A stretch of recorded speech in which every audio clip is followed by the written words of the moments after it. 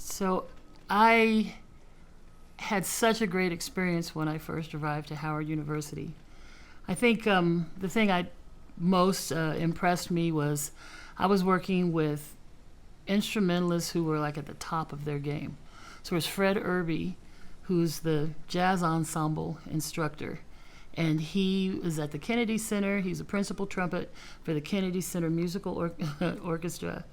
And Charlie Young, he was the music director for the Smithsonian Jazz Masterworks Orchestra.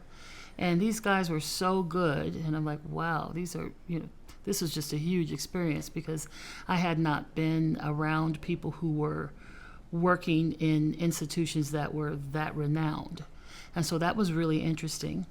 One of the things that I noticed when I first got to Howard, my first year, I just kind of watched and saw what was going on and how everybody sort of operated and what the students were like and the classes were like. And I think the thing that was I had to deal with most was that the students were singing the jazz standards as if they were R&B tunes. So they knew the jazz standards, but they didn't really understand, the vocalists didn't really understand what the jazz style was. And I didn't notice, like at the instrumental concerts, that there were a lot of vocalists who were in the audience. So that there was somewhat of a separation between what the vocalists were doing and what the instrumentalists were doing. So that was one of the first things that I thought I need to tackle, is making sure that they understand what traditional jazz is supposed to sound like.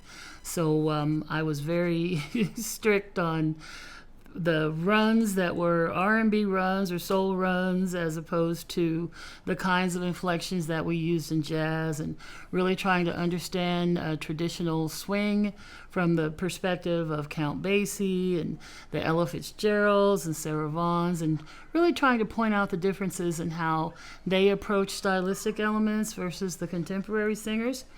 And so in order to really get them to want to learn that traditional style and not think of it, oh, this is just something that's old that people used to do, I would, with the group Afro Blue, I would say, okay, I will do one of these songs for you. So we would do something like I and His Eyes on the Sparrow, which was more of a traditional gospel tune, but that had some jazz inflections. And I said, then you do this for me. Then we would do a Count Basie tune or a Duke Ellington tune, and just getting them to the point where they really started to appreciate and understand those traditional jazz elements. So those were some of the first things that we did, and eventually it got to the point where they really started to like it, and they got better at it and better at it. And some of the things that changed in my approach is I started to appreciate more of the roots of the gospel music and the spirituals and those sorts of things. So we started to do a little bit more of that material as well. We went from doing just straight ahead jazz to starting to mix it up a little bit. Just as long as they understood the style for the straight ahead music, then it was fine if we did some things that were more gospel oriented, or some things that had some spiritual aspects to it, and even some things that had some R&B influence. As the students started to do more of their own original material, of course, things got more and more R&B influenced. But my philosophy was, it's fine if you put those elements in the music because that's what you chose to do, as opposed to that's your default. That's all you know how to do. So when you're making a decision that you're going to take a jazz standard and you're going to add those other elements that might be in gospel music or R&B music, that's fine if that's your choice. Ooh, so I will say that I learned so much about jazz and how to teach jazz from my time in Australia. My experiences here in the U.S., I guess I went through what I call a self-directed study. So I didn't attend any formal jazz courses per se. I was mostly a classical musician, and I did classical piano, and once I discovered jazz, I kind of did my own thing where jazz was concerned. I bought the books that were recommended to me. I attended some jazz camps during the summer, and I learned how to do jazz that way. But growing up, like in Kansas, people didn't really talk about jazz. I didn't really know anything about jazz when I was in high school. There was no mention of it. We had a stage band, but it wasn't even called a jazz band. They didn't even use the word jazz. It was a stage band. And they mostly played, pop music and I guess some things that had a few jazz elements. Jazz was something that I guess that was ingrained in me without me even knowing about it, because I remember going to the music store, and looking for some books, some piano books, just some things to give me some different ideas of things to play for fun. And one of the first books that I found was a book of Billy Taylor compositions. I was really struck by the picture on the front. It was this guy with these big old horn-rimmed glasses. I was like, "Ooh, that looks interesting." So I just opened the book and I started reading through some things. Like, "Oh, I love this music." I didn't know what it was. I didn't know it was called jazz. I didn't know who Billy Taylor was, that he was this great jazz musician. I found another book by music by Fats Waller. I liked the name. I was like, "Fats Waller, that's a cool name." So I looked in, saw the music, played through a few things. "Oh, I love this music." So I bought these 2 books. This was when I was in high school, and I took the books home, and I would play through the music, and I really love, the boogie woogie stuff in the Fats Waller book. Had no idea that I was being introduced to jazz. It was just something that I really, really loved. But there was no mention really of it. And then when I went to Kansas State University, I was one of, probably throughout my entire time there, maybe one of only 3 black students that were in the whole music department. I discovered jazz. I was in the jazz band, and we did learn music by Count Basie. We learned music by Duke Ellington, but most of the experiences that we had were with white jazz musicians. When I got to, and the same thing at University of Northern Colorado, they really didn't teach jazz from the perspective of it being a black American art form. It was just an international art form. When I got to Australia, all of that changed. I had to go all the way to a different hemisphere, down under. When I got to Australia, they saw me as a black jazz musician, and they just assumed I knew everything there was to know about jazz, because this was my music. Like, this is the music of your ancestors. Jazz is a black American art form. They just really thought that I knew everything. And so I really began to see jazz, or our music, through their eyes. And the way that it was taught, even the jazz history class. I took the jazz history class because I had not finished my doctoral degree and I was missing a jazz history credit. So I thought, I'll take a jazz history class here in Australia and transfer it. And the guy who taught it, Tony Hobbs, he was brilliant. He taught jazz history from the perspective, he went all the way back to the slave trade. He had really done his research. He talked about how the music, the West African music, how it came through not just to North America, but to South America, to Central America, and the different styles of music that evolved out of that, so that, a lot of the oversimplification of the explanation of jazz, it's African rhythms with European harmonies. But you could see that there were so many different types of music that were being developed in these different continents, based on the combinations of the music that were being created. And so he really taught jazz history from the perspective of, this is black American music. And I started to see it that way and really to connect with it. And so coming from Australia, then 6 years in Australia, I did a year in California, but then I went to Howard University, which is an HBCU. And I was like, okay, now I'm at an institution that is exact opposite. It's primarily black, with maybe a handful of non-black people there. And it's really interesting to see the different perspectives of how the music was taught and how the music was really appreciated. So I think that I would say I had to go down under to really learn to appreciate jazz as a black American music.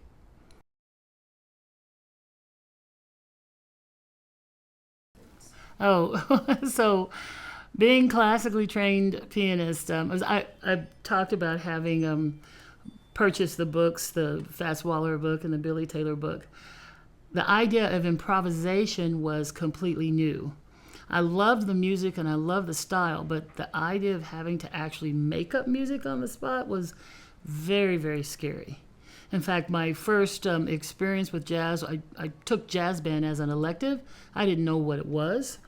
I was in there as a pianist, and I got a chart, and it had these chord symbols on it and these slashes, and I was like, what am I supposed to do? I had no idea what to do. Just sitting in there, and the teacher counts off the number, and I'm looking there, and the slashes, and I'm looking around. It's like, there's no notes on here. What am I supposed to play? But I could listen to what, it was a blues tune I found out later on. I could listen to what the instrumentalists were playing, and I kind of figured out, so I know it was in the key of F, because the first chorus was said F7. So I figured out by listening that I had to play F-A-C, E flat, not F-A-C-E, because the E didn't work. It didn't fit. And luckily, because we were in, the classroom, I'm playing piano, there was no mic'd piano. So not everybody could really hear what I was playing, but I could. So I was able to sort of figure some things out by ear. And so I knew what the chords, but here I am playing all the chords in root position, and I played a chord every time I saw a slash, So anyway, after the class was over, I went up to the teacher and I said, okay, I'm new at this. I really don't know what I'm supposed to do. And I told him what I was doing. He said, who's your teacher? Who's your piano teacher? And I told him, so, Dr. Robert Steinbauer. He says, oh, he'll know. He said, go ask him. So I went to Dr. Steinbauer, and I asked him, and he said, okay, well, you need to buy some records, and you need to buy some books. And he didn't tell me what records to buy. He didn't tell me what books to buy. I called up the music store where I bought my classical music, and I said, I'm trying to learn how to play jazz. I was told to buy some books. Can you help me? So he sent me to the band guy, and he made some suggestions. And so I remember buying a chart book written by Dan Hurley. And then I bought a couple of other books that talked about improvisation. The best thing was, in the back of these books, there was a discography. So they would suggest, buy records by these people. And so at that time, I don't know if people remember the Columbia House record thing, where you could get like 12 albums for a penny or something like that. So I joined the Columbia House, and I went through, and when I recognized a name from the discography in the back of the book, I just checked it. And I ended up with some great music. I ended up with Oscar Peterson, and I got some music from, that's where I got some music from Ella Fitzgerald and Count Basie. And I even discovered the Manhattan Transfer that way, just from checking these boxes of names that I had heard. And I just started listening and listening and listening, and that's how I started to pick it up. I read the books which talked about comping. Okay, so you don't play a chord every time you see a slash, and how to actually, do the rhythms and where you put the chords and how to actually read the chord symbols. And so that's how I got started. And so how that has affected the way that I teach jazz is I understand that it can be quite scary to learn how to improvise when you're first starting if you haven't done it. Now, our vocal students, particularly at Howard, lots of them have improvisational experience. They just have improvisational experience from the gospel music experience or from soul music. So, going back to those soul runs, or the way that they interpret gospel music. So I think it's easiest we start with the blues, because there is that connection with gospel music and the blues. That's exactly what gospel music is. It's when the blues musicians came off the street and went into the church, they took their music with them. So there's that direct connection. So we start there, and then just talk about some of the things that are different between the elements of jazz and the elements of gospel music, and starting to really separate those things. So lots of listening, because that's how I learned, and then understanding that you can't really learn jazz from a book, and you can't even really learn it completely in a classroom. What we can do as teachers is give assignments. And by doing those assignments, which are practical assignments, you learn by doing. So that's the whole perspective. You learn by doing.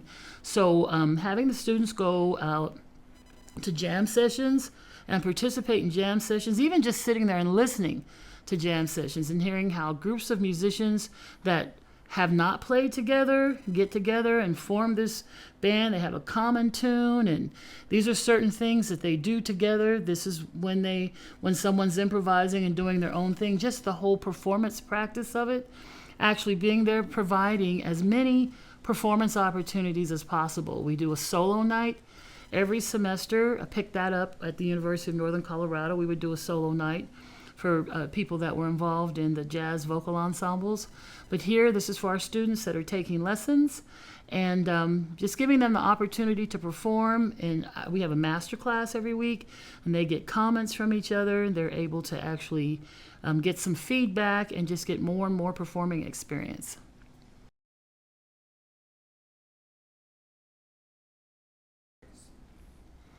Okay, so the sing-off, that was just an amazing experience, and almost accidental, because just prior to doing the sing-off, I was actually on my way to Berkeley. I had been offered the job as the chair of the voice department at Berkeley, and I was going to go. And so I really wasn't thinking of the sing-off from the perspective of me with my students, but I thought this would be a really great opportunity for the students that were graduating to be able to do some networking and maybe get a jump start on their own careers, because I wasn't planning on being at Howard next year. So I wanted to give them a chance to, to basically have a great performing experience and learn a lot. I really hadn't done my research all the way, so I didn't know everything that was involved in the sing-off. And I knew it was primarily about a cappella music, and we did a cappella music, but we weren't really an a cappella ensemble because we also performed things with rhythm section. So I got a call from the casting agent who said, "Oh, are you interested in auditioning for the show?" And I thought, "Oh, okay, well, we'll see." I asked the students, "Were you guys interested in possibly doing the sing-off?" They were like, "Yes, we really want to do that. It would be fun." So we made an audition video, sent it in, and then we were selected. By the time we were selected, I knew that I was going to stay at Howard, so it was no longer a bye, see ya, send them on their way. But now it was like, okay, now I have to be directly involved in this. And so that's what it was. It was doing a bunch of arrangements from tunes that they sent us before they went to California to start doing the taping. I would say one of the biggest challenges was that they didn't pay for directors. And so I didn't get to go with them. And up to that point, everything that Afro Blue had done, I was directly involved in. Every performance, every rehearsal. I chose all the music. I did everything. I was basically running that train. We got to the sing-off, all of a sudden it was, they have to be out there by themselves without their director. And it was like, oh my goodness. I didn't know, how that was going to work. But it did work. I had to trust, that what they had learned, their education was going to be enough to help to sustain them and see them through. I was able to keep in contact with them via email. There was one particular person in the ensemble, Brian Vickers, who was the vocal percussionist. He's very, very good at communicating. And so through Brian, I stayed in communication with him, every week, sometimes a few times a week. He'd kind of let me know what was going on. They would let me know what their new song was going to be. I would start an arrangement for them and send it to them. But I had 5 students who were in that ensemble who had taken my vocal arranging class. And so they were able to use their skills, particularly Reggie Bowens. They were able to use their skills to start to put some things together on their own.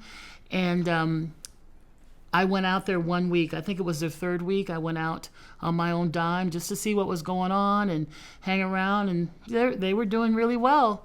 And I thought, okay, this is a really fun experience. One of the best rewards was directly connected to the challenge. I couldn't be out there with them. I couldn't be the one teaching and directing them all the time. What happened was they learned so much. There again, that learn by doing. Because they had to do it on their own, they really were able to step up to the challenge. And so one of the things I noticed is we had 3 students who came back from the sing-off, because I had a large number of seniors who had graduated that year, but there were 3 that came back. And those 3 students were so strong when they came back. They were doing arrangements. I know John Kennebrew started doing arrangements. Devin Robinson started doing arrangements. They were able, their soloing skills had improved. Devin had somehow learned how to do vocal percussion and then suddenly was beatboxing, but just the authority with which they were able to work with the other students. Then they started adding, ideas, suggestions. They would say, well, can we do this instead? Or can we maybe add this to it? And I was like, oh, okay. So they started to actually have more of a voice and more input in the kind of music that we were doing, the style of music that we were doing. They asked to do arrangements. They were able to do sectionals and rehearsals on their own. And so that's when I started to kind of take a little step back and say, okay, I don't need to be involved in every single aspect of what I don't need to be on stage with them when they're performing. They can do this on their own. They can do these rehearsals on their own sometimes. They can go and do this performance on their own without me having to be there. So that's, I learned to, I guess kind of like as a parent, I learned kind of let go a little bit. There's still some things that, I really need to be the one making all the decisions, but now I do ask them more. What do you guys want to do? Do you want to do this or do you want to do that? Do you have any suggestions? How would you like to handle this? And they really have a lot of intelligence, a lot of musical sensibilities, and so that's one of the greatest things I learned about that. From the music business perspective, reality shows have some reality in them, but it's not all reality. We'll just put it that way. So they do have you, sign some non-disclosure agreements. So even though I wasn't on the show, as a director of it, I do feel a sense of responsibility to not let too many skeletons out of the closet. But we'll just say that there's some non-reality in there and some reality in there. But it was a great experience because the international exposure was pretty amazing. I had no idea that being on that show was going to have that kind of impact. No idea whatsoever. And I think, with the videos from the different episodes being online, I think that was one of the biggest impacts. One year I was judging at the Mid-Atlantic Jazz Festival, and the young man who won that year, his name was Vuyo Satoshi, and he was from South Africa. So after the competition was over and they were leading those of us who were judging back to our room, he kind of ran behind us. They actually took us through the kitchen. They wanted us to go some sort of back way so that we wouldn't run into the crowds of people. And he ran behind me and he said, I wanted to meet you. He said, I was in a vocal jazz ensemble in South Africa and we modeled ourselves after Afro Blue. He said, we just love your group and we love you. He said, it's such an honor for me to meet you. And I was like, wow, all the way in South Africa. I had no idea. Had it not been for the sing-off, that kind of exposure, that would not have happened. So it was a truly amazing experience. And if they had the show around, would I do it again? Probably not, but maybe the students would. They might be able to do it on their own without me necessarily having to be the one at the helm. Years. So what motivated me to join Afro Blue, first, it actually started as a class requirement. So being in the jazz voice program as a major, you have to audition for one of the 3 choirs. So when I first changed my major to be in the program, I actually was a musical theater major. So I got into HU Jazz Singers my first year, just because there was a little bit more experience that I needed, a little bit more taming that needed to happen. I was coming from just shouting and hollering and belting from being downstairs, on the first floor. So it took a little bit of taming to get used to the style. So my next semester being in the program is when I lucked up and I got into Afro Blue. And I will say that it was a very, very exciting and rewarding time for me. But being honest, it was very also challenging and intimidating, to say the least, just because it was probably the most advanced musical ensemble or entity that I had ever been a part of throughout my musical career. Just the attention to detail and just getting used to the style of music. I just felt so beneath everybody else at the time just because of just how talented, wonderfully talented and experienced everyone was. So it was something that I really had to work towards. I remember getting my schedule changed around just to a lot more time to being able to put into actually internalizing and learning the music, really practicing those bottom crunchy dissonant parts and those intervals, just really getting an ear for the music. And so I'll say the more that I do it, just like our great Professor Miller, she says that it's like a muscle that you just have to continue to work. And it was truly a muscle that I had to just do over and over and over again. I just noticed how it just became easier. I didn't get so calculated in my head while I was on stage. I was able to really trust my instincts that I knew the music and really tap into making music and engaging with the audience. So that was a great experience with it. And then what's kept me engaged over all these years is just, I want to say it's just solely developing a passion for the music. Studying it has really caused me to tap into just a personal connection with jazz. And so it just makes it so much more of an enjoyable experience to be a part all of these years. And then to also just be aware of just how unique Afro Blue is as a legacy. I mean, when you just look at the audience and just the genre of music that Afro Blue sings, I mean, you can see that there's not particularly many groups that are mixed voice, that are all black, that are singing the music that we do. So it's just a prideful thing to be able to stand on that legacy. So that's what kept me motivated all these years.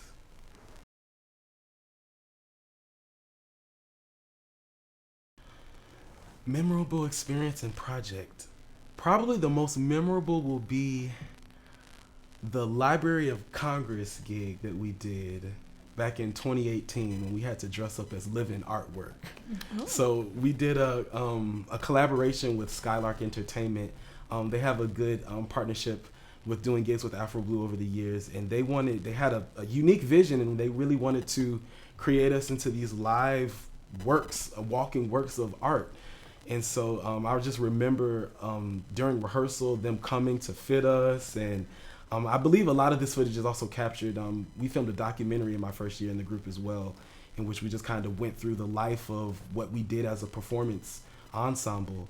And so it was just unique to actually get on the gig and to just have to roll with the punches and adapt with everything. I know just the experience of us singing was very unorthodox, how we weren't used to singing. You know, usually we're standing together where we're able to hear each other and connect and blend, but we were like in individual boxes scattered across the room with like headsets. It was just like a completely different experience for me, but it was rewarding, in which it taught me that gigs come in all different types of ways, and you just kind of have to learn how to adapt, and that there's always a reward in just being able to be personable with people, and then to also just to stay true to what you were called to do. So that was a great experience for me.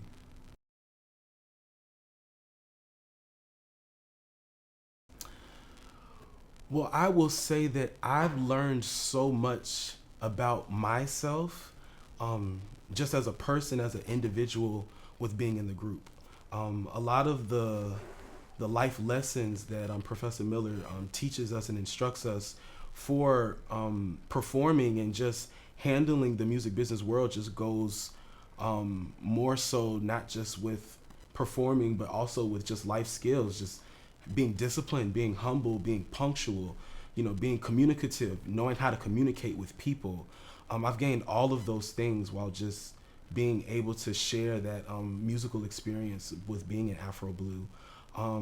I've also become a better teacher as well. I didn't see myself actually doing the teaching path originally when I first got into the program, but all the years of just being in the group, I've just been like a sponge. Like every class and rehearsal, I've just sat and just absorbed how Professor Miller just teaches the class, the methods that she uses, the perspectives that she uses when she goes about choosing repertoire and choosing gigs and choosing set lists for different performances. Like I've really just sat there and absorbed all of that information, and I've applied it to just my teaching experiences now. I teach a theater camp, and then I've also taught a dance camp as well with music and vocals. So it's been just a rewarding experience to be able to take all of that skill and apply it to my personal goals. So And now you're the assistant director. And now I am, yes, the assistant director. So I never, ever would have even imagined seeing that for myself being in Afro Blue. Like I said, when I first got into the group, it was so intimidating, such a new thing for me. And I've just personally have seen the growth. So it's just been so rewarding.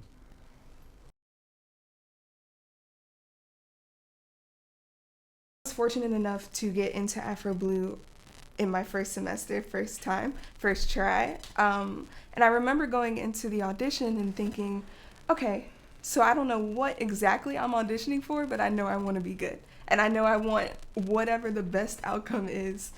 And I was just so excited to be in front of people who I knew were amazing.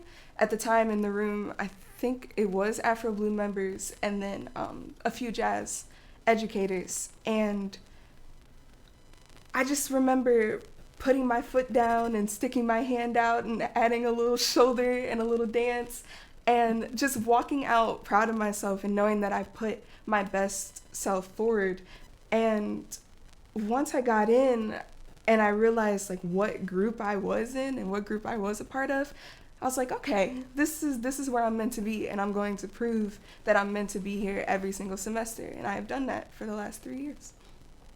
Okay, what will I gain from the experience? Knowledge, understanding. I fell in love with the language of jazz, and I have that love to... I have Professor Miller and Afro Blue to thank for that love. Okay. My initial experience has been a dream. I've performed at the Kennedy Center. I've performed at the Baltimore Railroad Station. I've performed really at every major spot in DC and the Virginia and Maryland area. And it's more than I could have ever hoped for a college experience. And to be 20 years old and in these spaces and in rooms with people who are actually doing the things that I want to do is so inspiring, and it's a blessing. So yes, I think I'm graduating next year, so the thing I'm looking forward to the most is just being able to say that I was a part of Afro Blue and being able to like go to like New York and say, yeah, I was in that college group. Yeah, I was there, because it's way more than just a college group or just a class. Like this is a lifeline and a lifetime of beautiful, beautiful experiences. So I'm very proud to say that I've been a member of this group. My language, I mentioned before, in the jazz department, they try to teach us as much as they can how to solo over a certain amount of chords or how to scat, and what is called is vocal improvisation. And I want to be able to do that just off the top of my head. You can't, like Professor Miller said, learn it from a book. So being able to just watch as the people around me are doing that and being able to improvise with their vocals is just, it's something that I'm still learning how to do, but that I'm constantly growing in every day, because I get to watch people like Professor Miller and Tyree Austin do it. So yes. I will share just some memorable experiences of being in the group. And I would say that probably the most